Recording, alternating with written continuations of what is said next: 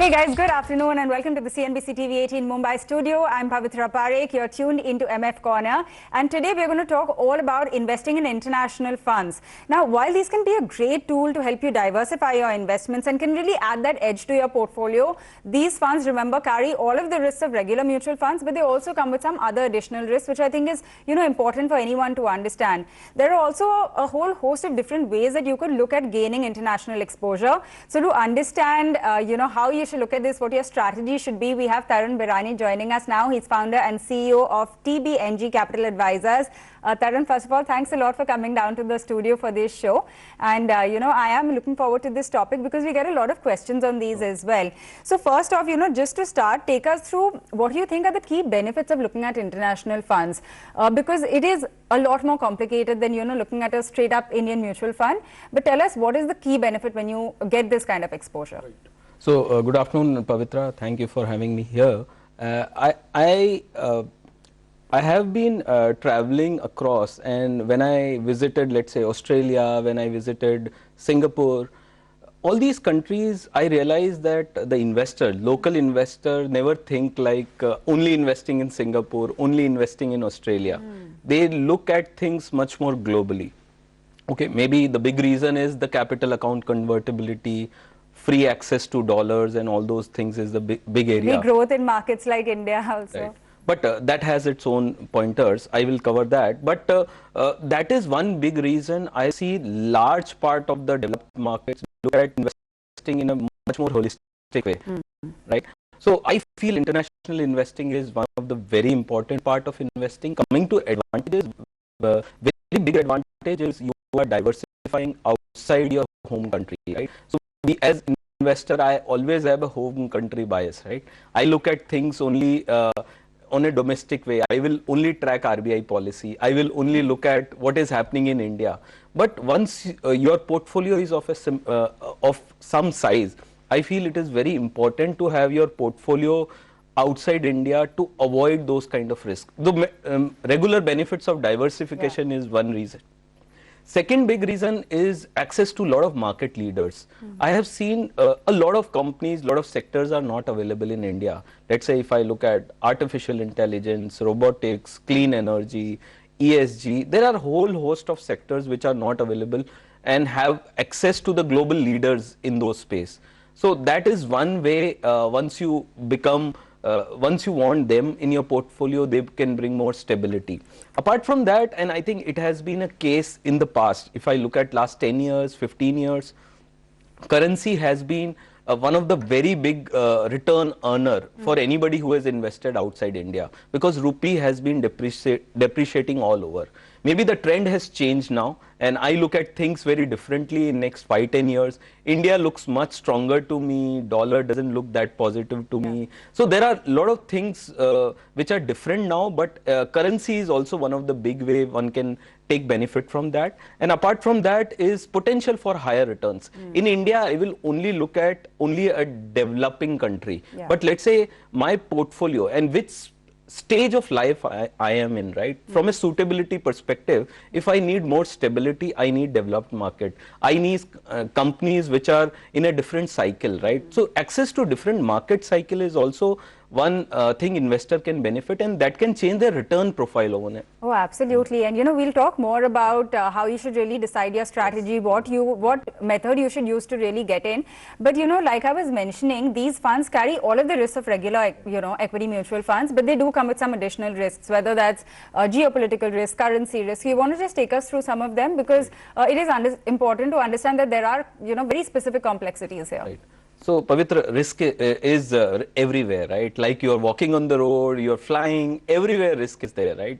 Risk you can't mitigate, but yes, risk you can mitigate by doing some things. But larger risk on international funds, I feel one of the big risks is currency. I think it can be advantage, it could be risk also.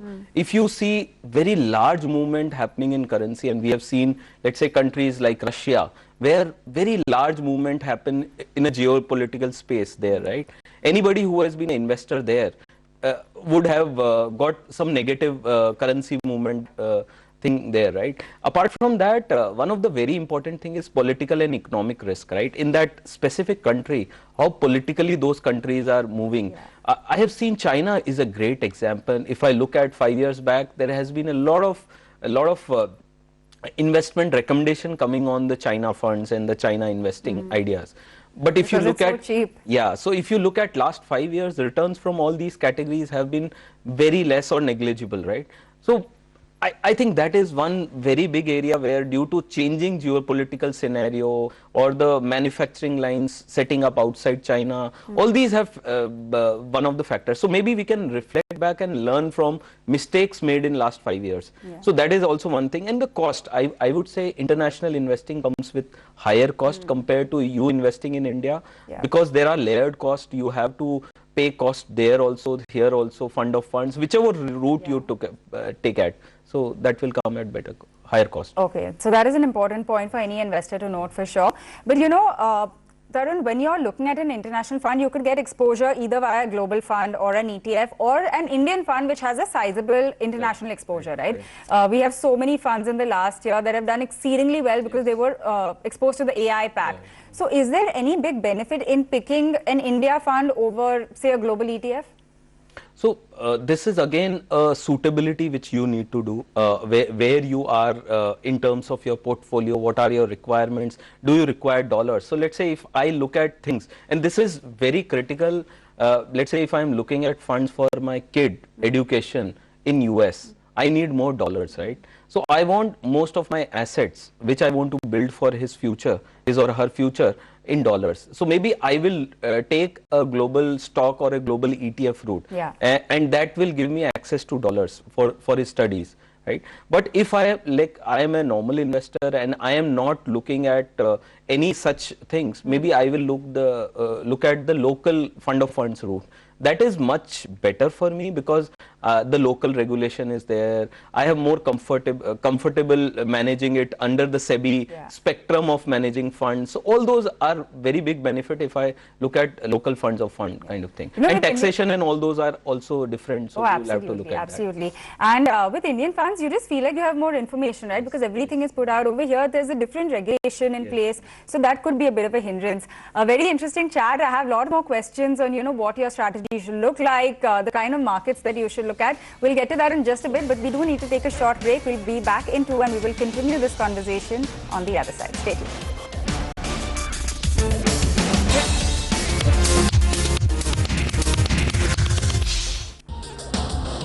Hey guys, welcome back. You're still tuned into MF Corner here on CNBC TV18, and I have with me Tarun Birani, who's founder and CEO of TBNG Capital Advisors. Tarun, we've been talking about international funds. Tell me, how much of your portfolio do you think you should allocate to international funds, considering the risk, considering, maybe a little bit of a lack of information as well? How much do you think is a good amount? So I feel allocating anything requires a very detailed suitability analysis, and every person has a very different way to look at things, right? So I think the stage of life you are in right now. So at the starting stage, or you are just started building up portfolio, I would say start with the India dedicated portfolio, because you need to first get in there, right? Get in basics of understanding. No, that is understood. I'm saying if you're looking at an international fund, then how much do you think is good to allocate? No, so that is again where you need to check on liquidity requirement. You need to look at investing experience requirement, how complexity of product you are okay with. But normally a 10 to 15% of a portfolio is something one can look at to initially kickstart investing into international investing, because there are a lot of ways through which you will have to deeper analyze whether it suits your risk profile, whether it liquidity profile, your long-term suitability. Okay, got that. So 10 to 15% is, of course, there's no one-size-fits-all approach, but this is some amount you can look at. And what kind of time horizon would you recommend? I mean, is this a standard what you would recommend for an equity fund? I would say you should look at a longer time horizon compared to normal Indian funds, because again from a country, risk could be very different compared to a domestic risk what we look at. So maybe a minimum 5-year horizon should be minimum if you look at equity global funds to start with. Okay, so we've discussed how you can allocate, how much you should put in, the kind of time horizon, but within international funds, there's a whole host of offerings. You could look at a country-specific fund, a region-specific, it could be like a theme that we spoke about, right, like AI maybe, or the semiconductors. How do you pick which one is correct for you? Because or do you think that you at least need to be a certain level of experienced investor, because you are essentially picking, you're deciding at least one part of the basket, which could go right or wrong, but do you think you need to be slightly experienced for that? So, Pavitra, I started with the suitability, and according to me, that's where the magic of investing or wealth creation is, right? So, safety, stability, aspiration, these are three buckets how I divide the goals of a client, right? From a safety perspective, stability perspective, and aspiration. So, stability, I think a lot of index funds globally can give you a lot of stability. But when it comes to, let's say, high risk ideas like a AI fund or a tech fund, I feel they are more aspirational. They can go either side, right? Yeah. In terms of positive or negative return. But you have to look at various themes right now. Last 10 years have been a theme. Last 2 years, if I look at specifically, interest rates have gone up globally, right? Yeah. And in India also, we have seen that happening. I feel one of the very large theme currently is the interest rates coming down. Even in US, in India, we are seeing coming that, right? So next couple of years, I feel the large opportunity is the bond duration strategy. One can focus on building some assets into, let's say, US longer bonds. That is one area one can benefit. I think there are some multi-decadal themes also. Again, it depends on your risk profile and the appetite. AI is one, or let's say technology as an overall sector is a very large opportunity to my mind. So somebody who's an appetite for say 10 years, one can look at. Again, apart from that, we should not discount countries like China and all, because I feel somebody who has run up gone down so much, value to value trap, what we are saying now, it's available so cheap right now. And for a country like China, if you have a 7 to 10 year horizon, I think it could be a very interesting dark horse right now available. So it all depends on your appetite, ability to hold the funds for a longer time. But I feel there are a lot of interesting possibilities or strategies available. So just with China, because especially this week we've been all talking about the collapse that we're seeing in the Chinese markets. There's two ways to look at it. One is that valuations are ridiculously cheap. Second is, why are valuations so cheap? What has gone wrong? And what is the kind of duration that you see it getting fixed in, or that you see a recovery in? So would you right now recommend a China or Hong Kong fund to someone who has a good risk appetite and is willing to stay invested for 5 years? So I am no expert in understanding that country specific risk that much, but what I have generally seen, India, China, US, these are three largest economies of the world, right? Right now as we talk. And China, I think last 3-5 years, we've seen capital markets not doing well, and everything is, what we are hearing is negative right now. But I feel in investing, one who has a contrarian view gets benefited also of that scale.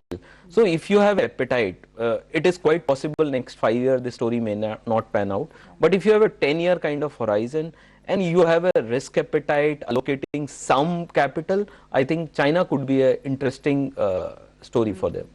Okay, very interesting. But I think, like you pointed out, very important to check whether you have that kind of, long investment horizon, whether you have the guts to stay invested for that long as well. Finally, we always talk about, how different types of funds are taxed. So you want to take us through how international funds are usually taxed, because there's a bit of a different approach. Right. So that is one area where there have been some changes which has happened in last 1 year. Yeah. And you have seen, and I will tell you, this has more come because the way government look at money. We are a capital starved country, right? Largely, I think last 20 years, the policies of government has been to get more dollars in the country. But as we talk, we have, let's say, around $600 billion already in the forex reserves. And my sense is next 5 to 10 years, you will see every year $100 billion more adding up in our coffers. You will see, this is my gut feel, that 1 or 2 years, you will see government allowing more and more investors to invest outside India. They will make it more liberalized. That's my outlook. Okay, and if that happens, you will see more and more investing opening will happen. The way LRS has been disadvantaged, it's not disincentivized right now. So that could happen. But the normal tax structure right now is less than 3 years. You have a full taxation which you have to pay, but more than 3 years, you will have to pay 20% tax, which I feel somebody who has an outlook and a long-term thing, I think one can explore investing. All right, so that is the complete picture on, how you can look at international funds, the strategy that you should, maybe take into consideration, all of the risks as well, and how they are taxed. But with that, we're going to have to wind down on this edition of MF Corner. Thanks a lot for tuning in. We have closing bell on the other side to take you through the final hour of trade today.